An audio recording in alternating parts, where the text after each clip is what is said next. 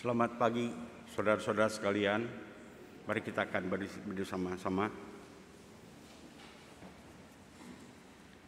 Mari kita akan mulai ibadah ini dengan bersaat teduh sebentar. Allah itu bagi kita tempat perlindungan dan kekuatan. Sebagai penolong dalam kesesakan sangat terbukti. Sebab itu kita tidak akan takut. Sekalipun bumi berubah, sekalipun gunung-gunung goncang di dalam laut, sekalipun ribut dan berbuih airnya, sekalipun gunung-gunung goyang oleh geloranya, Tuhan semesta alam menyertai kita. Kota benteng kita ialah Allah Yakub. Amin. Mari kita akan memuji Tuhan. Terpujilah nama Allah.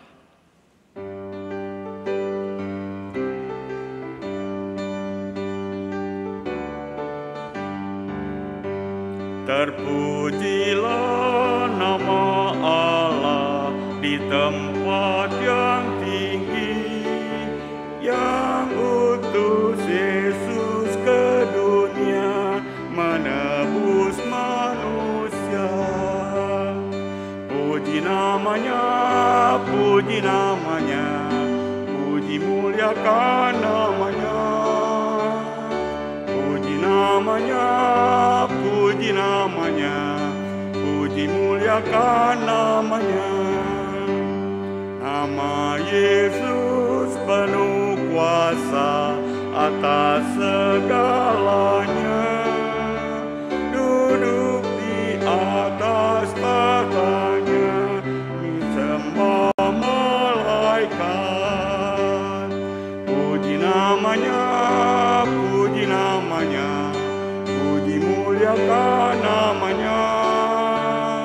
Puji namanya, puji namanya, puji muliakan namanya.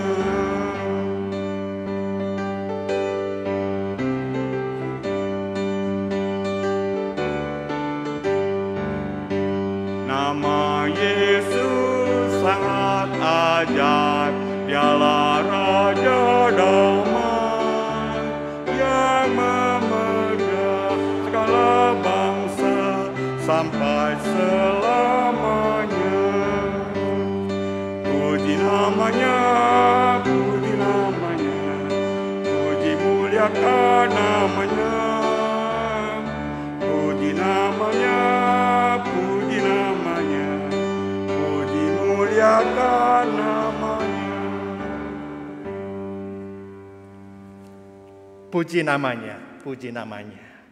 Jemaat yang terkasih dalam Tuhan, mari kita mendasari ibadah kita pada pagi hari ini dengan satu pengakuan bahwa pertolongan kita adalah dalam nama Tuhan yang menjadikan langit dan bumi dan yang memelihara umatnya untuk selama-lamanya. Turunlah atas saudara sekalian anugerah dan damai sejahtera dari Allah Bapa dan Tuhan kita Yesus Kristus, serta dalam persekutuan dengan Roh Kudus. Amin. Mari kita menyanyikan lagu Gloria Party.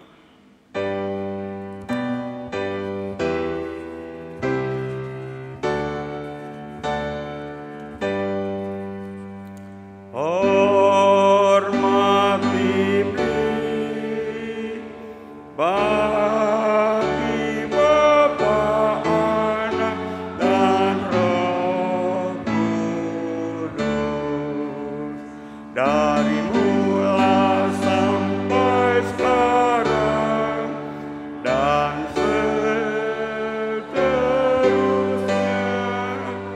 termulia. Amin. Amin. Sambil tetap berdiri, kita akan bersama-sama mengakui dosa kita. Di dalam firman Tuhan yang menyatakan pengakuan, sebelum pengakuan iman dosa kita akan membaca dari Mazmur 139 ayat 23 sampai 24. Selidikilah aku, ya Allah, dan kenalah hatiku. Ujilah aku dan kenalah pikiran-pikiranku. Lihatlah apakah jalanku serong, dan tuntunlah aku di jalan yang kekal.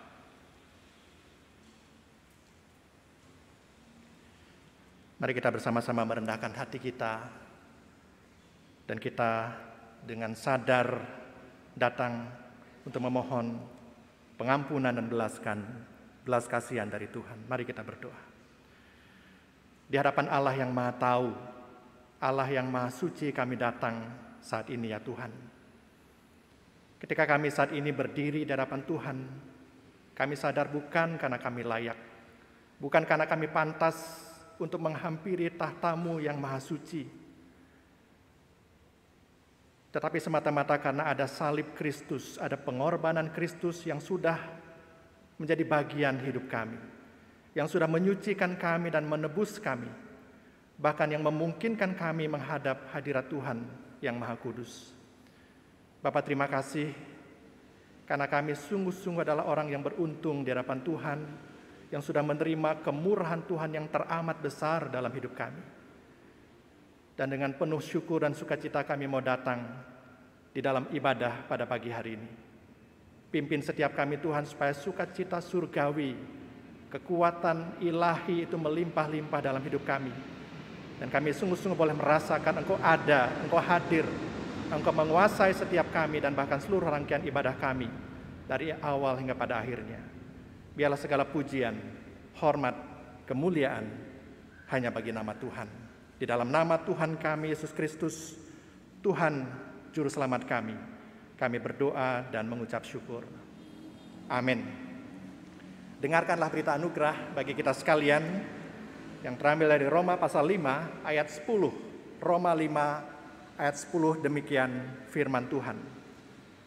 Sebab jikalau kita ketika masih seteru diperdamaikan dengan Allah oleh kematian anaknya, lebih-lebih kita yang sekarang telah diperdamaikan pasti akan diselamatkan oleh hidupnya.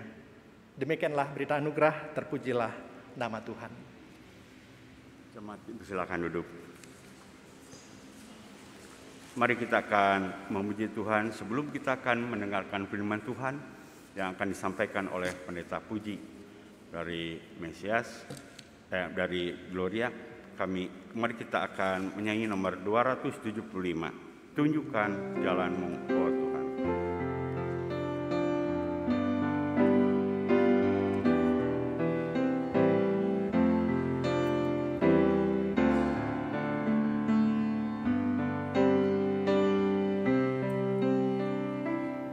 Tunjukkan jalan-Mu, oh Tuhanku. Mohon Kau pimpinku ke jalan-Mu, ke jalan yang lurus, memandang Tuhanku, terang sorga pimpinku ke jalan-Mu. Sewaktu ku susah tiada senang, Kau yang memimpinku ke jalan-Mu. Saat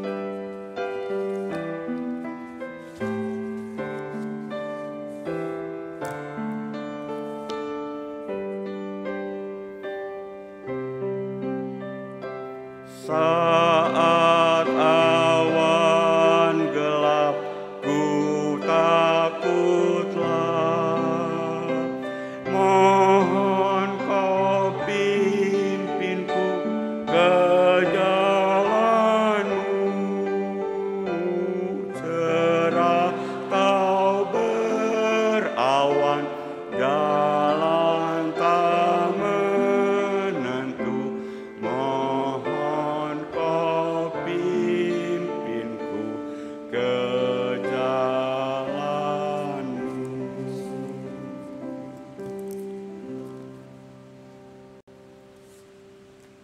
Jemaat yang terkasih dalam Tuhan, mari kita satu dalam doa sebelum kita bersama-sama akan merenungkan kebenaran firman Tuhan. Ada masanya dalam hidup kami mengalami seperti kami berada dalam awan yang gelap. Dan itu yang membuat kami takut menjalani hidup ini. Itu yang membuat kami gentar. Bahkan kadang-kadang kami seperti kehilangan arah. Kami tidak tahu apa yang harus kami lakukan dalam hidup ini. Namun kami bersyukur karena Engkau adalah Allah yang setia, yang tidak pernah meninggalkan umat-Mu, yang selalu ada dalam setiap musim kehidupan kami. Dan hari ini Tuhan, kami juga bersyukur karena kami menyadari, kami mengakui bahwa setiap kali kami masih bisa mendengar firman Tuhan, itu artinya Engkau masih ada bersama-sama dengan kami. Terima kasih ya Tuhan, dan kami rindu melalui apa yang kami renungkan hari ini dalam rangka mimbar sinode, kekuatan dari pengharapan, kekuatan dari sesuatu yang ilahi itu sungguh-sungguh boleh kami alami dan kami terima secara utuh, secara penuh dalam kehidupan kami sebagai orang-orang percaya. Terima kasih ya Bapa, berfirmanlah kepada kami dan bilang Kau yang menolong, baik hamba-Mu yang akan menyampaikan dan setiap kami yang mendengar kebenaran firman-Mu, baik yang ada dalam gedung gereja ini maupun kami yang beribadah secara online. Roh Kudus-Mu yang menguasai kami sehingga kami sungguh-sungguh boleh mengalami Engkau berbicara secara pribadi kepada setiap kami. Di dalam nama Tuhan kami Yesus Kristus kami berdoa dan mengucap syukur. Amin. Shalom saudaraku yang kasih dalam Tuhan. Shalom. Salam hangat dari rekan-rekan majelis dan juga jemaat di GKM Gloria. Ya, sudah lama kita sudah lama tidak saling ketemu ya. Karena memang dalam kondisi pandemi ini banyak keterbatasan kita bisa bertatap muka ya di dalam banyak hal termasuk dalam ibadah. Tapi kita percaya dalam situasi apapun ada Allah yang setia, ada Allah yang terus boleh menopang kita dan bahkan semangat untuk terus bertumbuh di dalam Tuhan. Itu yang kiranya ada dalam diri setiap kita. Karena apa saudara? Karena kita sekali lagi sebagai orang-orang percaya, sebagai umat Tuhan ada sumber kekuatan, ya sumber pengharapan yang kita miliki, yang tidak pernah hilang, yang tetap ada. Karena sumber yang kita miliki bukanlah sumber yang fana, yang sementara, tetapi sumber yang sejati, yang dari Allah sendiri. Termasuk hari ini ketika kita bersama-sama merenungkan tema sinode kita, yaitu kekuatan dari pengharapan, ya, the power of hope, ya, kekuatan dari pengharapan. Mari kita buka bagian firman Tuhan dan ini akan mendasari apa yang akan kita renungkan bersama-sama pada hari ini. Roma pasal 8. Mari kita buka Alkitab kita. Roma pasal 8 ayatnya yang ke-18 sampai 30. Ya, cukup panjang bacaan ini tapi saya rindu kita boleh memperhatikan bagian ini bersama-sama. Bahkan saudara kalau kita mau mendalami lebih lanjut, saudara bisa baca bagian ini sampai ayat 39 ya, yang berbicara tentang keyakinan iman. Jadi pengharapan yang akan kita renungkan hari ini itu ada kaitannya dengan iman kita di dalam Kristus yang adalah sumber pengharapan kita. Mari kita lihat bagian firman Tuhan dalam Roma pasal 8 ayat 18 sampai 30. Saya akan bacakan buat kita sekalian. Mari kita perhatikan bagian ini secara seksama. Demikian firman Tuhan. Judul perikopnya adalah pengharapan anak-anak Allah. Sebab aku yakin bahwa penderitaan zaman sekarang ini tidak dapat dibandingkan dengan kemuliaan yang akan dinyatakan kepada kita. Sebab dengan sangat rindu seluruh makhluk menantikan saat anak-anak Allah dinyatakan. Karena seluruh makhluk telah ditaklukkan kepada kesia-siaan, bukan oleh kehendaknya sendiri, tetapi oleh kehendak Dia yang telah menaklukkannya. Tetapi dalam pengharapan, karena makhluk itu sendiri juga akan dimerdekakan dari perbudakan, kebinasaan dan masuk ke dalam kemerdekaan kemuliaan anak-anak Allah. Ayat 22. Sebab kita tahu bahwa sampai sekarang segala makhluk sama-sama mengeluh dan sama-sama merasa sakit bersalin. Dan bukan hanya mereka saja, tetapi kita yang telah menerima karunia sulung roh, kita juga mengeluh dalam hati kita sambil menantikan pengangkatan sebagai anak, yaitu pembebasan tubuh kita. Sebab kita diselamatkan dalam pengharapan, tetapi pengharapan yang dilihat bukan pengharapan lagi. Sebab bagaimana orang masih mengharapkan apa yang dilihatnya, tetapi kita sekarang mengharapkan apa yang tidak kita lihat. Kita menantikan dengan tekun. Ayat 26. Demikian juga roh membantu kita dalam kelemahan kita. Sebab kita tidak tahu bagaimana sebenarnya harus berdoa. Tetapi roh sendiri berdoa untuk kita kepada Allah dengan keluhan-keluhan yang tidak terucapkan. Dan Allah yang menyelidiki hati nurani mengetahui maksud roh itu, yaitu bahwa Ia sesuai dengan kehendak Allah berdoa untuk orang-orang kudus. Ayat 28 dan 29 ini ayat yang sangat terkenal dan saya percaya sudah sangat memahami dan hafal ayat ini. Demikian ayat 28. Kita tahu sekarang. Sebuah deklarasi pernyataan di tengah-tengah segala situasi apapun yang kita hadapi. Kita mengatakan kita tahu sekarang bahwa apa? Allah turut bekerja. Saya garis bawahi bagian ini. Allah ada. Allah turut bekerja, Allah tidak pasif. Dalam susah, senang, suka, duka, sehat, sakit, apapun yang kita alami. Firman Tuhan dengan jelas mengatakan Allah turut bekerja. Dalam segala sesuatu, jadi tidak ada hal yang terlalu remeh di mata Tuhan. Tidak ada hal yang terlalu besar, yang terlalu sulit. Allah bekerja, Allah hadir, Allah berdaulat, Allah berkuasa dalam segala sesuatu. Untuk apa? Mendatangkan kebaikan bagi mereka yang mengasihi Dia, yaitu bagi mereka yang terpanggil sesuai dengan rencana Allah. Ayat 29. Sebab semua orang yang dipilihnya dari semula, mereka juga ditentukannya dari semula. Untuk apa? Ini tujuan tertinggi orang-orang percaya. Untuk apa? Dalam proses kita bersama-sama bertumbuh menjadi serupa dengan gambaran anaknya, supaya anaknya itu menjadi yang sulung di antara banyak saudara. Dan mereka yang ditentukannya dari semula, mereka itu juga dipanggilnya. Dan mereka yang dipanggilnya, mereka itu juga dibenarkannya. Dan mereka yang dibenarkannya, mereka itu juga dimuliakannya. Demikian firman Tuhan, dan berbahagialah setiap kita yang mendengar firman Tuhan dan juga menyiapkan hati untuk menjadi pelaku firman-Nya. Jemaat yang terkasih dalam Tuhan, malam kelam jiwa. Saudara mungkin pernah dengar frase kalimat ini, malam kelam jiwa, the dark night of the soul.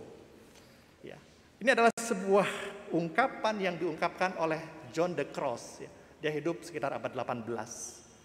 Yang menggambarkan tentang hati, perasaan yang gundah, yang penuh dengan ketakutan, yang penuh dengan kegelisahan, yang penuh dengan kegentaran.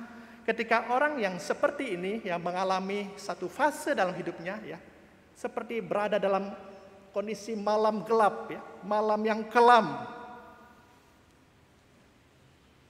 Sampai dikatakan bukan hanya gambaran tentang apa yang terlihat itu, tetapi jiwanya mengalami situasi yang betul-betul gelap, kelam. Nah, orang seperti ini merasakan bahwa dalam perjalanan hidupnya dia merasa dan dia melihat bagaimana sepertinya Tuhan itu tidak peduli dengan pergumulan hidupnya, seperti Tuhan itu tidak tahu penderitaannya. Dia merasa sepi, merasa sendirian dalam hidupnya. Saudara, malam kelam jiwa, situasi yang terpuruk, yang gelap ini bisa dialami oleh siapa saja, termasuk saudara dan saya. Dan saya yakin setiap kita pernah mengalami situasi seperti itu, dalam kondisi yang begitu seperti dalam titik nadir hidup kita. Situasi seperti ini sekali lagi bisa dialami oleh siapa saja, termasuk tokoh-tokoh ya Alkitab yang besar. Situasi seperti ini pernah dialami oleh Daud, pernah dialami juga oleh Yeremia, pernah dialami oleh Elia, seorang nabi besar.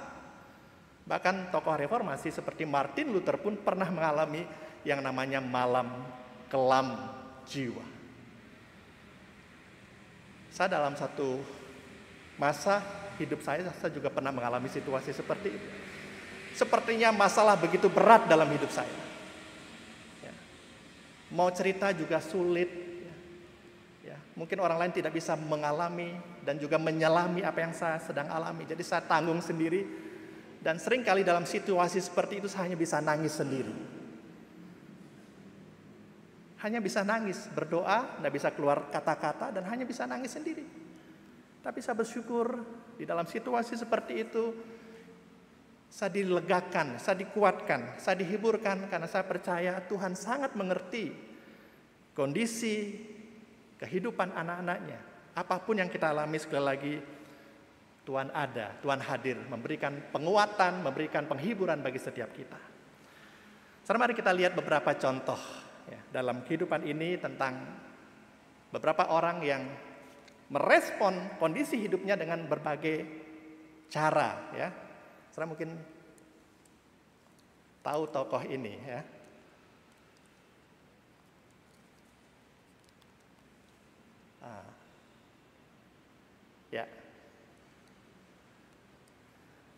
Ya, saudara, orang yang tadi dikatakan ada dalam situasi malam kelam jiwa itu bisa mengalami situasi terpuruk.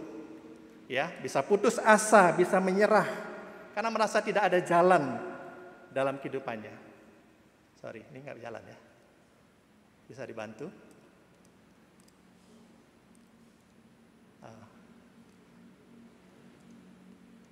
Ya, baik.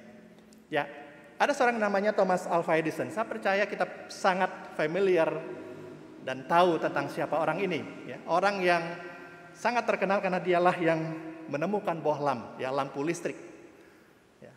Saudara, kalau kita lihat perjalanan kehidupannya ternyata tidak mudah. Ya. Dalam prestasi, di dalam pendidikan dia adalah orang yang dikatakan ya oleh gurunya, oleh orang-orang sekitarnya, oleh teman-temannya adalah orang yang bodoh.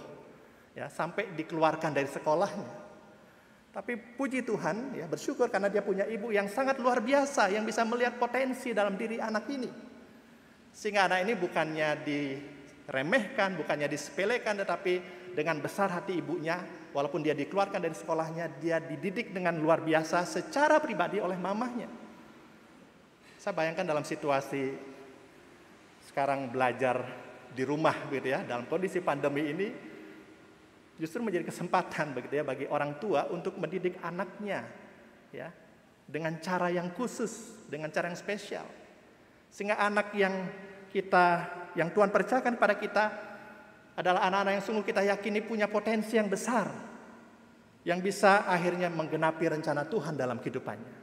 Nah, secara singkat cerita, Thomas Alva Edison ini akhirnya berkembang dengan luar biasa. Ya, dan sampai dia menemukan lebih dari 1000 ya hak paten, penemuan-penemuan yang luar biasa yang bermanfaat bagi kehidupan. Ya. Nah, yang kita bisa lihat dari kisah Thomas Alva Edison ini adalah dia bisa menghasilkan banyak penemuan, salah satunya penemuan tentang bohlam lampu listrik ini, itu setelah melewati proses yang panjang, proses yang tidak mudah dalam hidupnya. Ya, dia mengalami kegagalan, dia mengalami hal yang proses yang sulit dalam perjalanan karirnya, dalam proses untuk dia menemukan sesuatu. Tapi yang luar biasa adalah dia tidak menyerah. Dia terus bergerak, dia terus berupaya sampai akhirnya dia bisa menghasilkan sesuatu yang bermanfaat bagi banyak orang. Sehingga ada yang mengatakan yang penting bukan, atau yang perlu kita perhatikan bukan berapa kali kita jatuh, tapi berapa kali kita bangkit. So, kalau kita lihat dalam bagian ini kita bisa belajar bahwa dia terus bisa melangkah dengan tekun, melakukan banyak hal sampai menghasilkan sesuatu yang begitu bernilai. Karena apa? Dia melihat ada pengharapan di sana. Dia bisa melihat ada sesuatu yang dia perlu dan sangat layak untuk diperjuangkan. Sehingga kalaupun dia mengalami kegagalan demi kegagalan dalam hidupnya, dia tetap melangkah maju. Namun sangat berbeda saudara dengan apa yang kita lihat di bagian bawah daripada tayangan ini. Kalau yang di atas itu kita melihat adalah orang yang berjuang dalam hidupnya, tetapi yang bagian bawah ini adalah orang yang tidak mampu untuk bangkit dari keterpurukan hidupnya. Sehingga ketika dia menghadapi masalah-masalah kehidupan, apa yang dilakukan? Ada yang bunuh diri. Karena apa? Karena melihat pacarnya selingkuh. Ini ada berita di koran yang dituliskan seperti itu. Alasan bunuh diri karena ada pacarnya yang selingkuh. Ditinggalkan orang yang dikasihi. Ada juga siswa SMP yang gantung diri. Ya, karena beban hidupnya. Ada masalah-masalah yang dihadapi. Bahkan ada juga orang yang memutuskan untuk mengakhiri hidupnya karena apa? Karena dia banyak utang. Sehingga dia mengatakan, kalau saya mati, utang saya lunas. Masalah saya beres. Lebih baik saya bunuh diri. Apa yang dituliskan dalam bagian ini, yang bagian bawah ini kita bisa melihat inilah contoh-contoh orang yang tidak punya pengharapan dalam hidupnya. Yang memutuskan untuk mengakhiri hidupnya dan dia merasa itu sudah selesai. Tapi sesungguhnya orang-orang seperti ini adalah orang-orang yang tidak mampu menghadapi realita hidup. Karena dia berpikir itulah jalan terbaik untuk dia bisa menyelesaikan masalah hidupnya dengan kekuatannya sendiri. Saudara, kalau kita lihat ada data dan statistik seperti ini yang kita bisa lihat, dan ini ada sebuah lembaga survei yang menuliskan bagian ini tentang data bunuh diri. Ya. Saudara, kenapa orang mengakhiri hidupnya? Kenapa orang bunuh diri? Karena dia merasa buat apa lagi hidup? Tidak ada artinya, tidak ada gunanya lagi sehingga dia memutuskan untuk bunuh diri. Hampir 800 orang itu meninggal per tahun karena bunuh diri. Ini data yang sudah cukup lama ya, tahun 2012. Bahkan di Indonesia sendiri ada sekitar 10.000 setiap tahun orang yang bunuh diri. Ini menurut WHO. Kemudian 78% itu peristiwa bunuh diri terjadi di negara yang berpenghasilan rendah. Ya, negara-negara yang menengah termasuk Indonesia. 78% itu terjadi di negara-negara seperti negara kita. Bahkan data itu mengatakan penyebab kematian terbesar kedua bagi orang-orang usia 15 sampai 29 tahun itu adalah bunuh diri. Jadi bunuh diri adalah penyebab kematian kedua terbesar dalam usia-usia yang sangat produktif ini. Nah, setelah bahkan dikatakan ini yang menarik ya, jumlah orang yang meninggal karena bunuh diri itu lebih besar jumlahnya dari orang yang meninggal karena perang dan pembunuhan. Saudara, data ini sekali lagi bukanlah sesuatu yang sangat mengerikan dan menyedihkan bagi kita. Bahwa banyak orang yang memutuskan mengakhiri hidupnya karena dia tidak punya pengharapan lagi. Tidak lagi melihat ada secercah harapan di sana. Semuanya nampak begitu gelap dalam kehidupan ini. Yang menyedihkan lagi, kenyataan ini, data ini juga terjadi bukan hanya orang-orang di luar sana, tetapi orang-orang Kristen, orang-orang yang mengatakan bahwa dia percaya kepada Kristus pun, peristiwa ini ada terjadi dalam kehidupan di tengah-tengah keluarga Kristen. Setelah putus asa, menyerah, dan sudah merasa tidak ada jalan lagi, ini bisa sekali lagi dialami oleh siapa saja, termasuk oleh kita.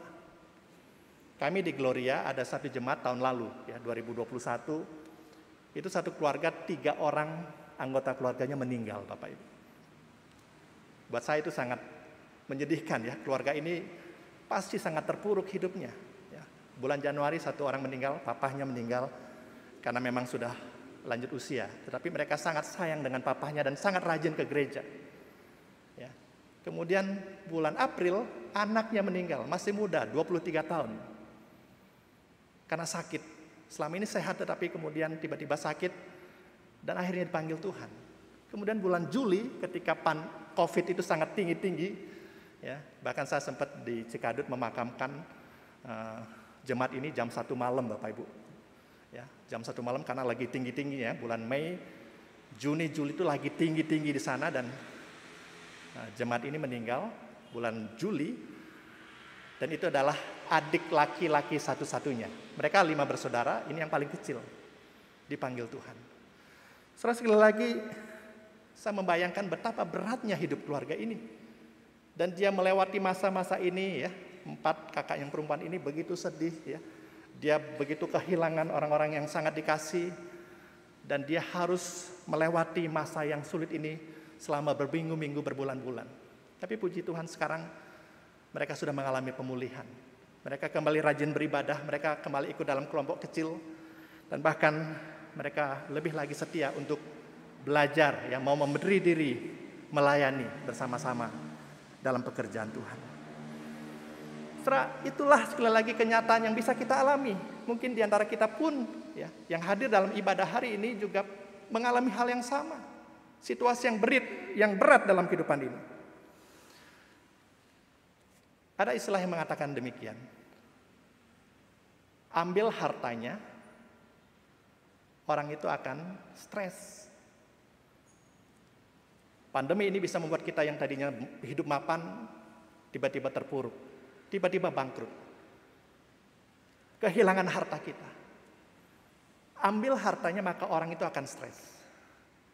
Itu yang pertama. Yang kedua, ambil orang yang sangat dikasihinya, mungkin anaknya, mungkin kekasihnya, mungkin pacarnya, mungkin orang-orang yang sahabat dekatnya, ya. Ambil orang yang sangat dikasihinya, maka orang itu akan depresi, akan sangat tertekan hidupnya.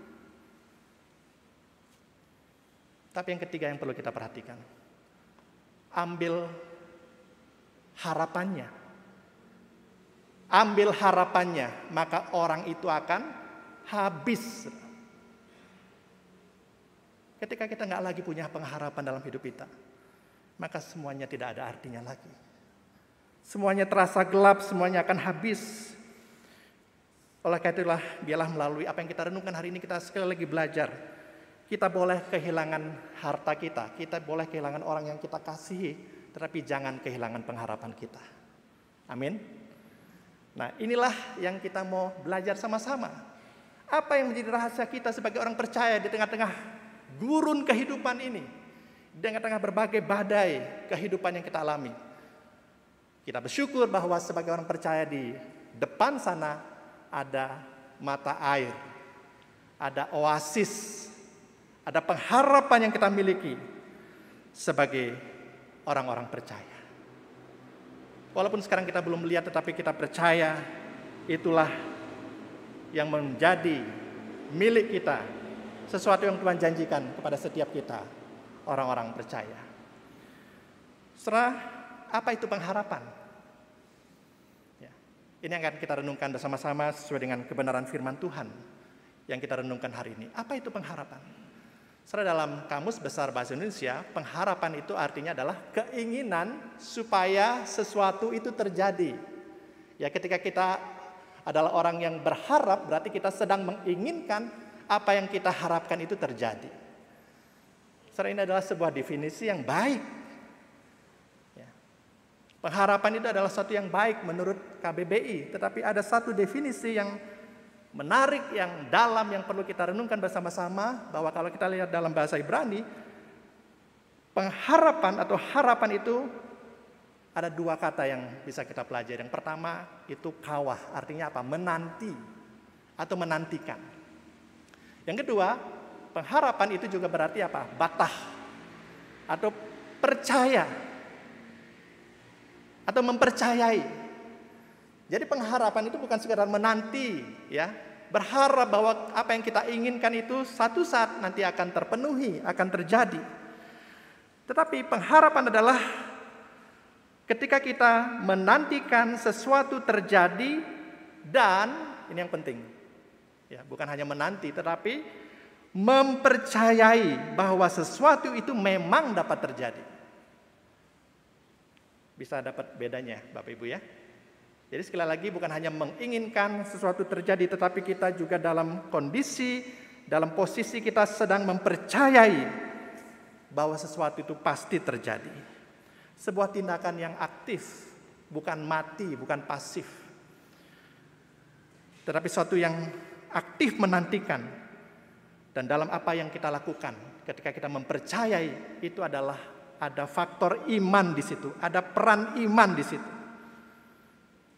Dan kita yakin iman kita taruhkan bukan pada tempat yang salah. Tapi ketika kita menaruh pengharapan kita sedang menaruhkan pengharapan kita kepada tempat yang tepat, yaitu Allah sendiri yang adalah sumber pengharapan bagi setiap kita. Saya kita yakin bahwa pengharapan kita di dalam Tuhan itu adalah pengharapan yang sejati, bukan pengharapan yang mengecewakan, bukan pengharapan yang fana. Jadi sekali lagi, pengharapan yang kita maksud di sini adalah pengharapan yang kita taruhkan dengan penuh percaya, dengan penuh iman kepada Allah yang sanggup memenuhi apa yang menjadi pengharapan kita. Saudara, jangan pernah berharap kepada manusia. Ya, pengharapan kepada manusia pasti mengecewakan. Saya percaya kita pernah percaya dan menaruh harap kepada seseorang. Ya, misalnya kita menaruh harap nanti dia yang pinjam uang kepada kita, satu saat dia akan mengembalikan uang kita. Ya, kita harap-harap dia kembalikan, tidak pernah. Tidak pernah kembali uang yang kita pinjamkan kepada dia. Atau orang yang menjanjikan sesuatu kepada kita, tapi sudah tiba waktunya orang itu ternyata tidak memenuhi apa yang dia janjikan. Itulah pengharapan manusia. Itulah janji manusia yang seringkali meleset, yang seringkali tidak sesuai dengan apa yang kita harapkan. Tapi dalam bagian ini kita belajar bersama-sama bahwa kita mau menaruhkan harapan kita, kawah kita, batah kita itu kepada apa? Kepada Allah yang adalah sumber pengharapan kita yang sejati ini. Saudara, kalau kita lihat dalam bagian firman Tuhan yang tadi kita baca, dalam Roma pasal yang ke-18, Roma pasal yang ke-8 ayat 18 sampai 30, kita bisa melihat di dalam beberapa ayat ini bahwa ketika kita sungguh-sungguh menaruh harap kita kepada Tuhan, itulah yang memungkinkan kita menjadi orang yang terus bertekun menantikan pengharapan itu. Kenapa, saudara? Karena kita yakin kepada siapa kita berharap. Kepada Allah yang sanggup memenuhi apa yang Dia janjikan. Jadi kita akan bertekun menantikan apa yang kita harapkan. Sehingga kita menjadi orang-orang yang punya endurance, ya, punya daya tahan, punya kekuatan untuk terus berjalan di dalam pengharapan kita. Itu bisa kita lihat dalam Roma 8 ayat 25. Yang kedua, saudara, ketika kita sungguh-sungguh menaruh harap kita kepada Tuhan, kita menjadi orang yang memiliki kekuatan baru. Roma 8:26 mengatakan bahwa ketika kita lemah, ketika kita tidak lagi bisa berdoa, ketika kita mengalami kehidupan yang sepertinya ada dalam titik nadir, bahkan mungkin kita sudah seperti mau bunuh diri, kita bersyukur bahwa kita memiliki kekuatan di dalam Allah, dalam Roh Kudus yang memampukan kita untuk terus melangkah menghadapi pergumulan kehidupan kita, dan bahkan kita menjadi orang-orang yang berkemenangan di dalam Tuhan. Ketika kita tidak mampu lagi berdoa, Roh sendiri berdoa untuk kita. Dia sangat memperhatikan kita. Saya bersyukur, saya percaya di sini juga di Kak Imtong ada tim doa. Itu penting sekali.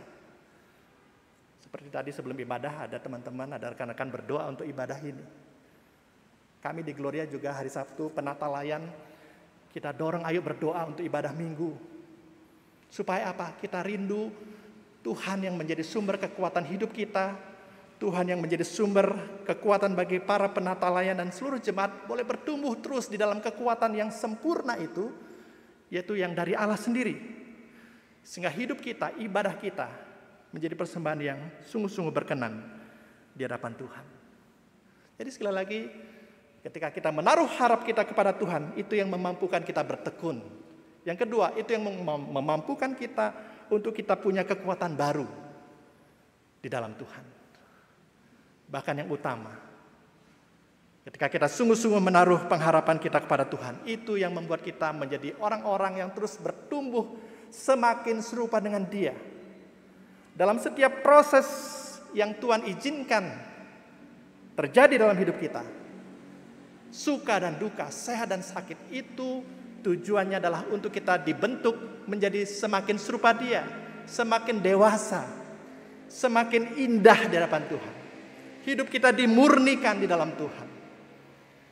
Itulah kebaikan Allah yang tertinggi, seperti apa yang dituliskan dalam Roma 8:28 dan 29. Allah turut bekerja dalam segala sesuatu untuk mendatangkan kebaikan bagi setiap kita yang mengasihi Dia.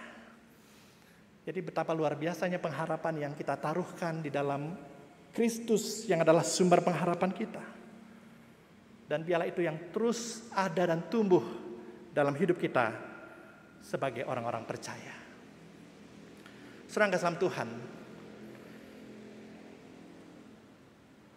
kita bersyukur sebagai orang-orang percaya, kita sudah mengalami Kristus itu dalam hidup kita. Kita bersyukur sekali lagi bahwa melalui Kristus yang sudah datang ke tengah dunia, kita mengalami bagaimana anugerah Allah itu dinyatakan. Melalui kelahirannya, melalui kematiannya, melalui kebangkitannya, melalui kenaikannya ke surga, dalam pribadi dan karya Kristus kita sudah mengalami kemenangan itu.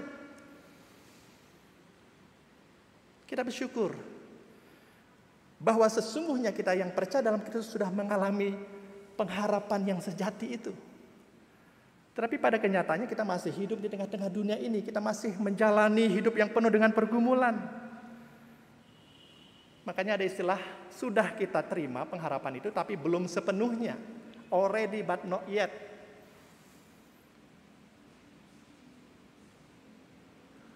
Anugerah Allah itu sudah kita terima melalui Kristus. Apa yang Kristus lakukan itu sudah sempurna. Dan kita terima dengan iman bahwa Tuhan sudah memberikan semuanya bagi setiap kita orang percaya. Dan kita sekarang ini dalam masa bahwa kita sedang menantikan kepenuhannya, menerima kemuliaan yang sempurna itu ketika Kristus datang yang kedua kali. Sehingga kita akan bersama-sama dengan Dia mengalami seluruh hidup kita dipenuhi dengan kemuliaan Tuhan. Tidak ada lagi penderitaan, tidak ada lagi tangisan, tidak ada lagi pergumulan. Karena kita sudah menerima dan sudah dibebaskan dari segala hal-hal penderitaan yang kita alami di tengah-tengah dunia ini. Serta gambar ini adalah gambar gedung gereja Gloria, ya, yang saya sempat foto. Jadi di sebelah kiri itu adalah gambar foto-foto atau gambar-gambar tentang peristiwa kedatangan Kristus yang pertama kali, ya. Peristiwa dibuang ke Mesir, peristiwa lahir di Bethlehem, peristiwa gembala, itu semua ada foto-foto di sebelah sisi kiri daripada gedung gereja. Nah, di sebelah kanan itu adalah peristiwa-peristiwa tentang kedatangan Kristus yang kedua kali. Singa dari Yahuda, Alfa dan Omega. Bagaimana Dia akan datang kedua kali untuk menjemput kita, setiap orang-orang percaya kepada Dia. Nah, saudara, dua hal inilah, dalam time frame inilah kita hidup. Anugerah itu sudah kita terima, tapi belum sepenuhnya. Kita akan bersama-sama menantikan bagaimana kita akan menerima kemuliaan kekal yang sangat luar biasa itu. Kita ada di tengah-tengah ini, saudara. Saat ini, seperti kita ada dalam gedung gereja ini. Ya. Kedatangan Kristus yang pertama kali adalah anugerah Tuhan yang sudah Tuhan berikan kepada kita. Tapi kita bersama-sama sedang menantikan kemuliaan kekal yang akan Tuhan berikan ketika Dia datang yang kedua kali. Dalam time frame ini, dalam ruang dan waktu inilah kita hidup. Dan disinilah kita berjuang untuk terus hidup di dalam pengudusan Allah, hidup di dalam pengharapan. Karena ada Allah yang terus boleh menopang dan menyertai kita. Jadi saya katakan kepada jemaat di Gloria, ingat setiap kali kita datang ke gereja, kita ada dalam time frame ini. Dan biarlah kita ketika kita hidup di dalam masa dan ruang seperti ini, kita jalani hidup yang benar, yang sesuai dengan apa yang Tuhan mau. Menjadi umat yang layak, umat yang terus hidup dalam kemenangan. karena ada Tuhan yang terus boleh menopang kehidupan setiap kita.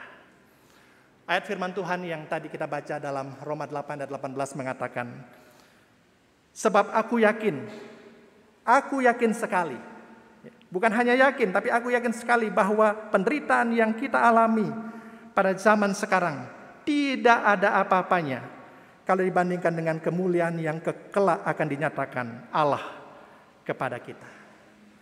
Aku yakin sekali, kata Rasul Paulus, bahwa penderitaan yang kita alami pada saat ini tidak ada apa-apanya. Saudara, Rasul Paulus bukan berarti sedang menyepelekan, meremehkan penderitaan yang dia alami atau yang kita alami. Tapi dia mau membandingkan apa yang dialami saat ini dengan kemuliaan yang luar biasa yang akan diterima oleh setiap orang yang percaya kepada dia. Saudara tahu apa yang dialami oleh Rasul Paulus ya, hidupnya juga tidak mudah. Dia mengalami penderitaan yang luar biasa, pernah mengalami karam kapal, pernah dipenjara, pernah dilempari batu. Dia mengalami penderitaan secara internal dan eksternal, secara lahiriah dan batiniah. Dia mengalami banyak hal, bahkan menurut sejarah dia katakan dia mati dengan cara kepalanya dipenggal sebagai martir. Penderitaan yang luar biasa. Tetapi orang yang seperti ini bisa mengatakan apa yang aku alami ini tidak ada apa-apanya. Kalaupun aku harus mati sebagai martir, itu tidak ada apa-apanya dibandingkan dengan kemuliaan yang luar biasa yang akan diterima oleh setiap kita yang percaya kepadanya. Biarlah ini menjadi sebuah contoh bagi setiap kita, bahwa apapun yang kita alami saat ini, pergumulan hidup yang berat, itu sekali lagi tidak ada apa-apanya kalau kita melihat dengan mata iman kepada kemuliaan kekal yang akan kita terima sebagai anak-anak Tuhan. Serah indah sekali kita sebagai Sinode GKIM punya lambang atau logo seperti ini. Ya, saudara bisa lihat ada 3 hal yang kita bisa belajar dari logo ini. Yang pertama salib. Ya, salib yang besar itu yang pertama. Yang kedua ada mahkota di sana. Yang ketiga ada kata Immanuel, ya, Sinode Gereja Kristen Immanuel. Luar biasa ya ketika Pak Gunawan waktu itu menjelaskan di dalam pastor meeting tentang logo ini indah sekali Bapak Ibu. Saya membayangkan bahwa 3 hal ini menggambarkan inilah hidup kita. Salib itu memang menggambarkan penderitaan, tetapi sekaligus juga menggambarkan tentang kemenangan, tentang anugerah yang Tuhan berikan kepada kita. Dan di ujung sana ada mahkota, ada kemuliaan yang akan kita terima sebagai anak-anak Tuhan. Anugerah sudah diberikan ketika Kristus datang yang pertama kali. Dan itulah jaminan kepastian keselamatan yang kita terima sebagai orang-orang percaya. Tapi di sana ada kemuliaan. Ada mahkota yang menantikan setiap kita. Yang terus boleh menaruh harap kita kepada Tuhan.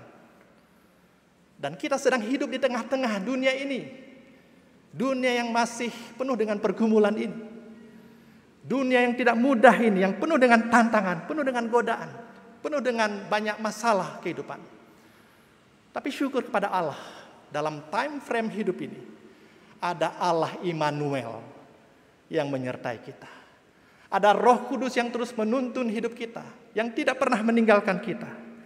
Dan itulah sekali lagi yang menjadi sumber kekuatan dan pengharapan bagi setiap kita dalam mengarungi bahtera kehidupan ini. Saudara kasih Tuhan, mungkin setiap kita ada yang saat ini mengalami pergumulan kehidupan. Mungkin karena sakit, mungkin karena pergumulan ekonomi, mungkin karena masalah keluarga, masalah dengan anak-anak. Bahkan kita mungkin bertanya, sampai kapan Tuhan masalah ini selesai? Berapa lama lagi Tuhan?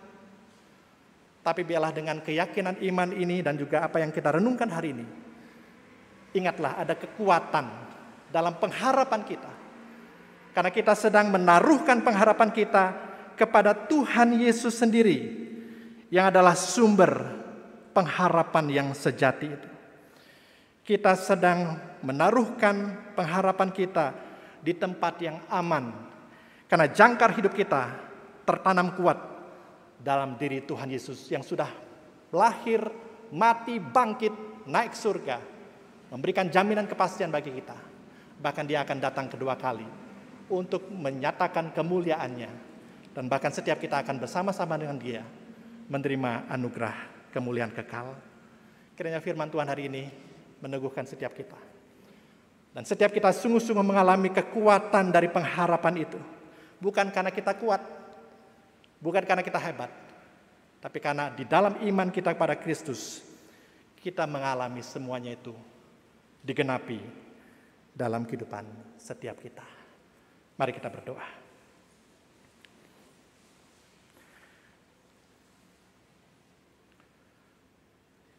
Mari kita menenangkan diri kita di hadapan Tuhan. Secara pribadi kita merefleksikan firman Tuhan ini dalam perjalanan kehidupan kita. Tidak kebetulan kalau hari ini dan secara khusus dalam masa di awal-awal tahun 2022 ini, kita boleh mendengar kebenaran firman Tuhan ini. Kita tidak tahu apa yang terjadi sepanjang tahun ini. Apakah kita masih tetap kuat? Apakah kita masih tegar? Apakah kita bisa mencapai bulan Desember 2022 nanti? Itu yang mungkin menjadi pertanyaan kita. Itu yang mungkin menjadi sesuatu yang kita gumulkan, kita rasakan saat ini. Tapi biarlah melalui apa yang kita renungkan hari ini, kita diteguhkan bersama-sama. Ada pengharapan yang sejati di dalam Kristus, yang sudah memberikan jaminan kepastian keselamatan bagi kita. Bahkan yang akan menganugerahkan kemuliaan dan kehidupan kekal bagi setiap kita. Bapak, terima kasih, kami bersyukur untuk apa yang kami renungkan hari ini. Kami rindu setiap kami Tuhan, pribadi lepas pribadi, setiap keluarga, bahkan jemaat-Mu di tempat ini sungguh-sungguh mengalami kekuatan yang ilahi itu. Karena kami memiliki pengharapan yang sejati dalam Kristus. Terima kasih ya Tuhan, dan biarlah keyakinan iman ini terus ada dalam diri kami. Tidak ada yang memisahkan kami dari kasih Kristus. Penganiayaan, penindasan, ketelanjangan, kekuatan-kekuatan apapun, tidak ada yang bisa memisahkan kami dari kasih Kristus. Dan itulah yang bisa dan memampukan kami untuk tetap tegar menghadapi berbagai tantangan kehidupan dalam kehidupan yang kami jalani ini. Terima kasih Bapa. Roh Kudus berbicara kepada setiap kami, dan bila kami terus boleh memandang kepada Kristus, Tuhan, Allah Immanuel, yang setia, menuntun, membimbing, dan juga memelihara kehidupan kami. Terpujilah nama-Mu, di dalam nama Tuhan kami Yesus Kristus, kami berdoa dan mengucap syukur. Amin.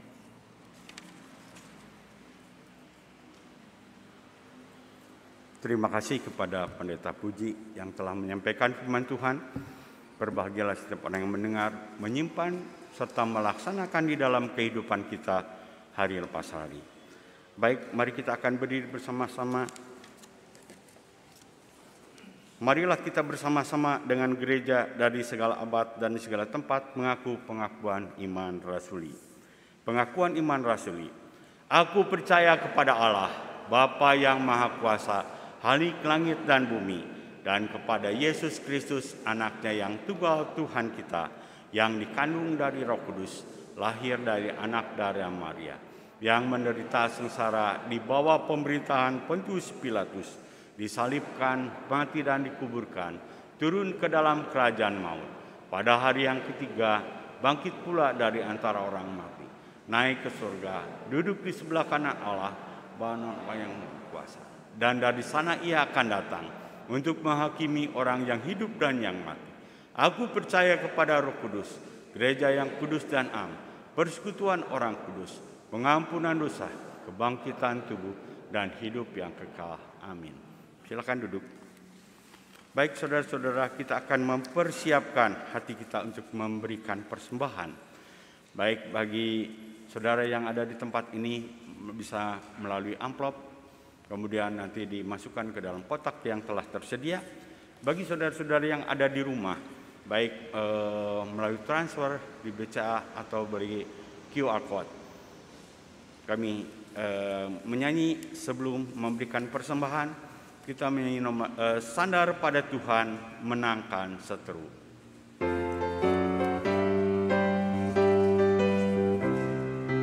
Sandar pada Tuhan menangkan seteru, hidung menjadi gagal hidupmu. Datang pencobaan yang akan menuntut, selalu dekat Yesus, hati senanglah, hati melalui Yesus panjang hidupku. Awan gelap tapi rasakan darinya, susah atau senang atau apapun, dekat pada Yesus, hati senanglah. Jangan tawar hati dan putus asa, Dia akan menanggung segala bebanmu.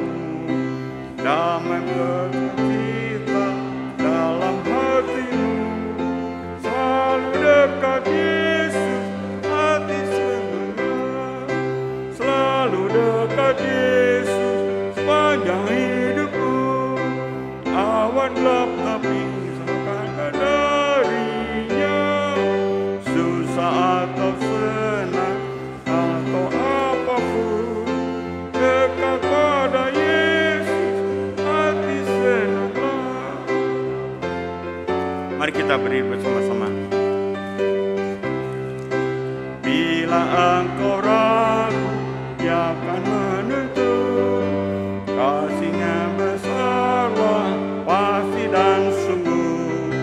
Kuasa Roh Kudus menangkan seteru, selalu dekat Yesus, hati senanglah. Selalu dekat Yesus sepanjang hidupku. Awan gelap darinya, susah atau senang atau apapun, dekat pada Yesus, hati senanglah. Mari kita akan berdoa.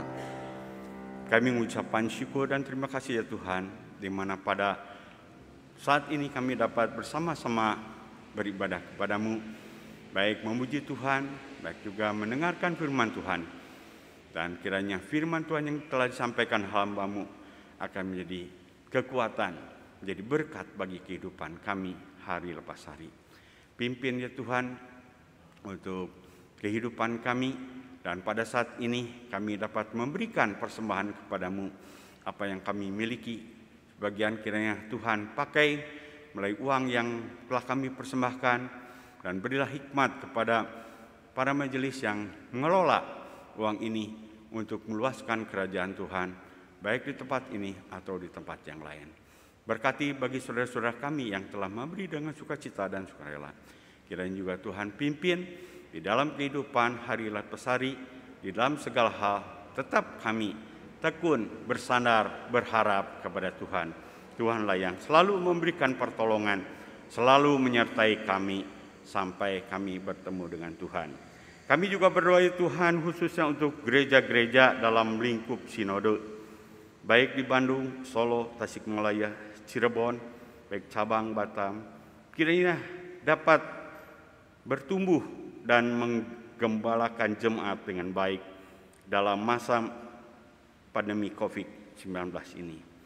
Berdoa bagi para majelis dan seluruh jemaat dan para aktivis dapat terus bekerja dengan baik. Kami juga berdoa ya Tuhan bagi keberadaan Sinode GKIM dalam menjalankan program-programnya. Berdoa bagi seluruh pengurus BPS dapat bekerja sama sehati dalam mengambil satu keputusan atau kebijaksanaan dalam kerjanya. Kami juga berdoa ya Tuhan untuk pertumbuhan Bajam Majesty dan cabang Batam. Berdoa bagi seluruh pengurus dan hamba Tuhan yang telah ditempatkan di sana. Berdoa bagi jemaat dan kerohaniannya. Kami juga berdoa Tuhan bagi kesehatan seluruh jemaat, baik di tempat ini maupun di rumah mereka masing-masing, di dalam keluarganya, dalam masa-masa yang sulit ini, di mana COVID ini dalam varian yang baru, Omikron yang terus berkembang. Tolong ya Tuhan, beri tubuh yang sehat kepada kami semua, dan kami menyerahkan semua ini ke dalam tangan-Mu. Tuhan tetap memelihara kami, beri tubuh yang sehat supaya kami dapat menjalankan segala aktivitas kami dengan baik. Kami juga berdoa bagi jemaat di dalam mencari mata pencaharian yang sulit ini. Tuhan tetap memberikan pertolongan dan memberkati mereka semua dalam usaha maupun juga dalam studi, dan segala kebutuhan dan segala keperluannya Tuhanlah akan memenuhi. Sekali lagi Tuhan, ampuni segala dosa kami, dan kami menyerahkan segala doa ucapan syukur ini. Kami sudah berdoa hanya di dalam nama Tuhan Yesus yang menjadi juru selamat kami yang hidup sampai selama-lamanya. Amin.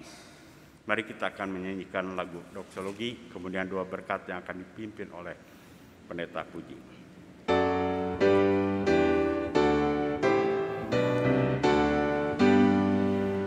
Puji Allah Bapa Putra, puji Allah Roh Kudus, ketiganya yang esa.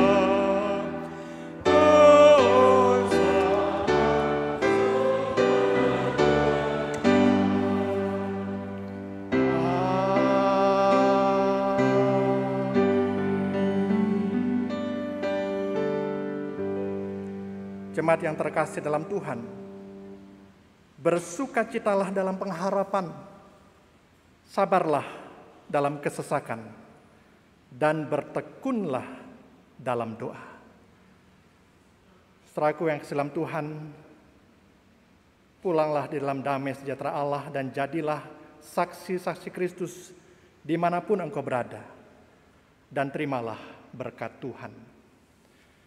Kasih yang sempurna dari Allah Bapa, kasih karunia Tuhan Yesus Kristus, kekuatan yang melimpah-limpah dari Allah Roh Kudus, sumber kekuatan kita, menyertai saudara-saudaraku sekalian, sejak saat ini sampai selama-lamanya.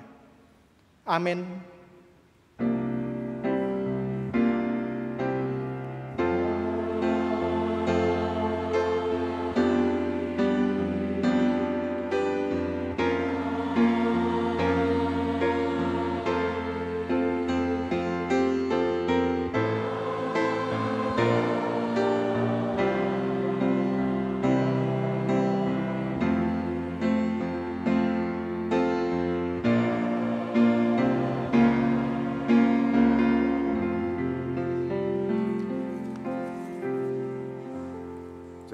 Silakan duduk.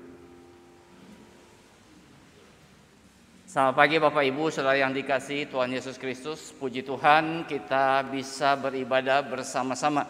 Khususnya kita tetap bisa menyaksikan ibadah onsite, dan Bapak Ibu saudara boleh menghadiri ibadah di gereja Tuhan. Saudara, kami mengucapkan terima kasih kepada Pendeta Puji Ali Santosa yang baru saja menyampaikan kebenaran firman Tuhan. Biarlah kiranya Tuhan akan terus memberkati pelayanannya. Kemudian saudara, di dalam ibadah onsite minggu depan adalah minggu pertama, dan kita sudah canangkan setiap minggu pertama di dalam ibadah onsite kita akan menyelenggarakan sakramen perjamuan kudus. Oleh karena itu Bapak Ibu saudara sekalian bisa mempersiapkan hati Bapak Ibu saudara untuk boleh mengikuti sakramen perjamuan kudus yang diselenggarakan hanya secara onsite atau tatap muka, yaitu ibadah di gereja. Kemudian apropriasi calon pendeta. Setelah melalui pergumulan dan doa Majelis Jemaat GKIM Tong Bandung sesuai dengan tugas dan kewenangannya, bermaksud untuk melaksanakan pemanggilan dan penghabisan ke dalam jabatan pendeta atas Evangelis Mulyawan Santosa, Evangelis Helmi Kurniawan, Evangelis Mika Halim, dan Evangelis Harun Wijaya. Majelis mengajak seluruh jemaat untuk bersama-sama mendoakan rencana pemanggilan dan penghabisan ke dalam jabatan pendeta tersebut. Jikalau ada keberatan, jemaat dipersilakan untuk menulis surat yang ditujukan kepada Ketua Majelis GKIM Jemaat Kaimtong dengan mencantumkan nama, alamat, nomor telepon, dan nomor anggota dan kebaktian umum yang rutin dihadiri, serta menyampaikan alasan-alasan yang dapat dipertanggungjawabkan atas keberatan tersebut. Surat diterima paling lambat tanggal 13 Februari 2022. Kemudian pembinaan iman Kristen yang biasa kita selenggarakan pada setiap hari Jumat secara online, yaitu melalui aplikasi Zoom. Untuk minggu ini, tema yang akan diangkat adalah apakah gereja Mormon itu yang akan dibawakan oleh penginjil Ishak Beriman, dan kami memberitahukan bahwa oleh karena ini berkaitan dengan kepercayaan yang lain, maka diselenggarakan hanya dalam aplikasi Zoom saja, tidak melalui live YouTube yang biasa kita gunakan, karena YouTube itu sangat umum sekali. Lalu kemudian kita akan melihat satu tayangan Home Compact, di mana telah membuka pendaftaran untuk generasi kedua. Dan Home Compact itu adalah kelompok kecil berbasis keluarga yang diadakan sebagai kerjasama Yayasan Unika, STT Saat, dan gereja-gereja sahabat termasuk GKIM Kaimtong Badung. Pendaftaran selambat-lambatnya dilakukan sampai 12 Februari di link yang ada di Warta. Kalau saudara scan di kursi saudara akan menemukan Warta. Di situ ada link. Silakan saudara yang mau mengikutinya bisa mendaftar, dan ada tayangan video dari Home Compact. Silakan.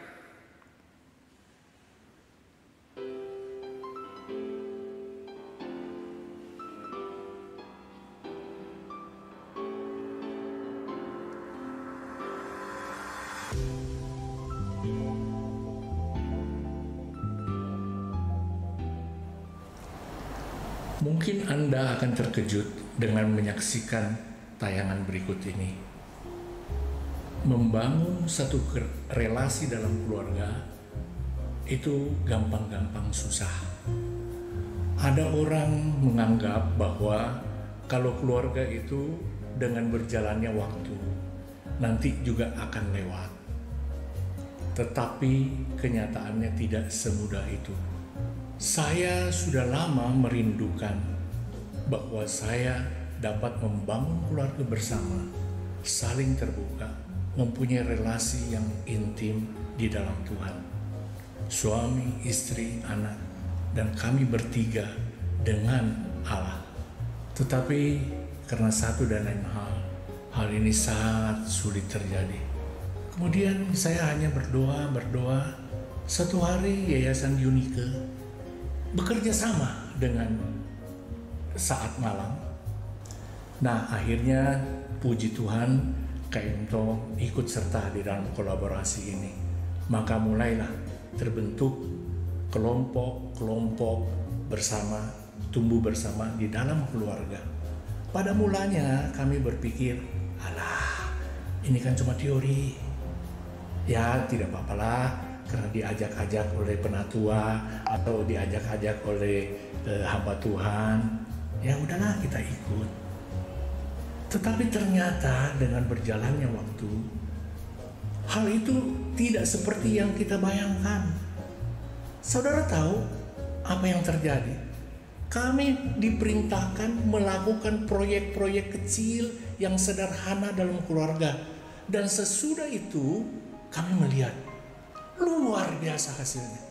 Saya yang sudah menikah demikian lama, yang teorinya sudah banyak saya tahu. Banyak pernik-pernik kecil yang saya ternyata lewat begitu saja dalam pernikahan. Kalau hal ini saya tahu, kalau bisa ulang, saya ulang dari hari pernikahan saya yang hari pertama. Saudara-saudaraku, acara kompak ini yang kita namakan kompak. Acara kompak ini adalah acara di mana kita dapat berkumpul dalam satu kelompok, kita berbagi bersama, kita menangis bersama, kita tertawa bersama, bukan dalam hal biasa, tetapi hal di dalam berkeluarga. Kita lihat bagaimana keluarga yang lain bisa bertumbuh juga dengan cara yang berbeda, dengan keunikan mereka masing-masing, dan itu bisa saling membangun. Akhirnya semua itu terjadi. Keajaiban terjadi dalam keluarga kami. Keluarga setiap peserta dari kompak ini. Oleh sebab itu mari, kalau Anda ingin bertumbuh secara keluarga dalam hal kerohanian, jangan lewatkan. Dan pasti Anda akan lihat mukjizat terjadi dalam keluarga Anda. Shalom, Tuhan Yesus memberkati. Selanjutnya fellowship remaja hanya secara onsite akan diselenggarakan pada hari Sabtu 12 Februari 2022 pukul 4 sore. Ya, dengan tema metanoia dan pembicaranya Evangelis Rini Anggreni. Diharapkan Bapak Ibu Saudara yang punya anak remaja bisa memberikan dorongan untuk mereka bisa mengikuti fellowship ini, dan keterangan lebih lanjut Saudara bisa menghubungi Penginjil Helmi. Dan yang terakhir adalah berita duka beberapa jemaat kita atau anggota dari jemaat kita yang telah berpulang ke rumah Bapak.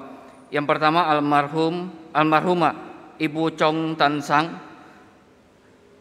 yang berusia 82 tahun telah dipanggil Tuhan hari Senin 24 Januari dan telah dikremasikan pada hari Kamis 27 Januari.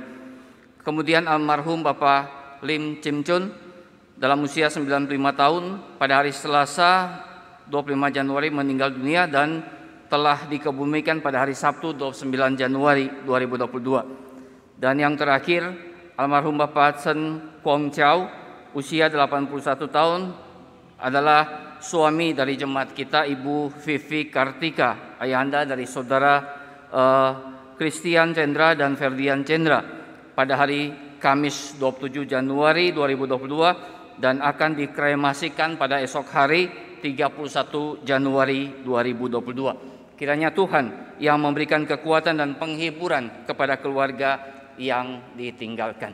Demikian warta pada hari ini. Terima kasih atas perhatian Bapak Ibu Saudara sekalian. Tuhan Yesus memberkati kita semua.